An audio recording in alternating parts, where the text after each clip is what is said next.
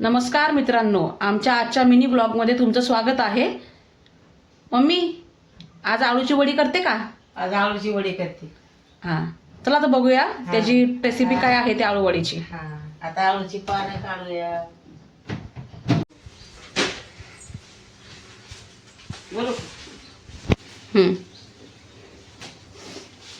बाळांनो, आता आळूची पानं धुवून ठेवलेली ती। आता ही चण्याचं पीठ, हळद, जिरं।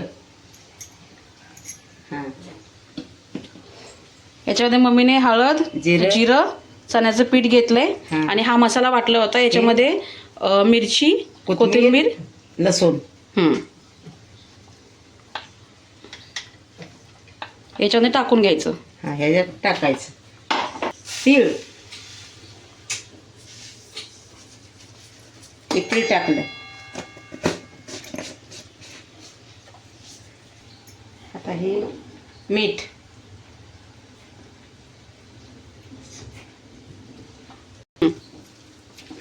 हे सगळं मिश्रण एकत्र केलं म्हणायचं। एकत्र करून घेतलं।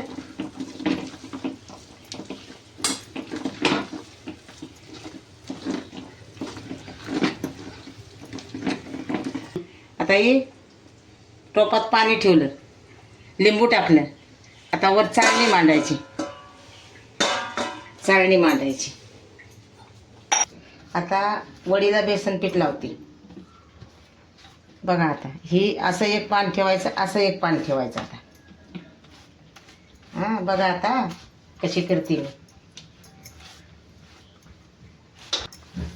असं प्रत्येक पानाला बेसन पीठ लावून त्याचं उलट सुलट करून त्याचं गोल गोल गोल असा हे करायचं। हे बघा असं दुमडायचं इथून आधी, मग ह्या साईडून, आणि नंतर गोल त्याचं हे करायचं। बरोबर ना मम्मी? बरोबर। आता हे बघा असं दुमटायचं। आता बघा बाळांनो, असं दुमटायचं।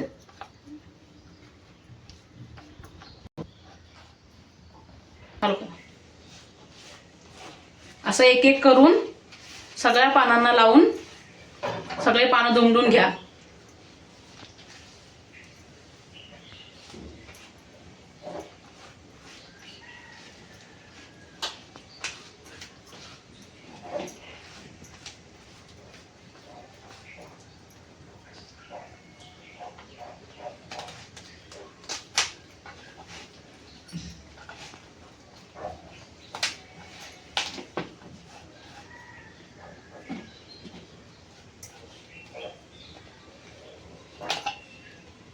अशी आता बेसन पीठ लावून झालेले। आता उकड्या ठेवायची, अशी उकड्या ठेवायची।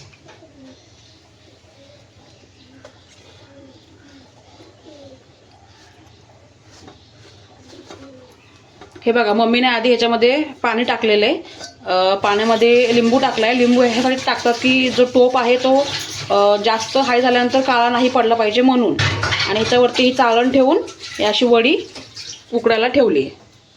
असं वर झाकण ठेवायचं उकडायला। मम्मी किती? 20 मिनिटं। 20 मिनिटं ही वडी उकडून द्यायची, म्हणजे चांगली ती शिजून जाते। 20 minutes later. आता झाकण काढलं वडीचं।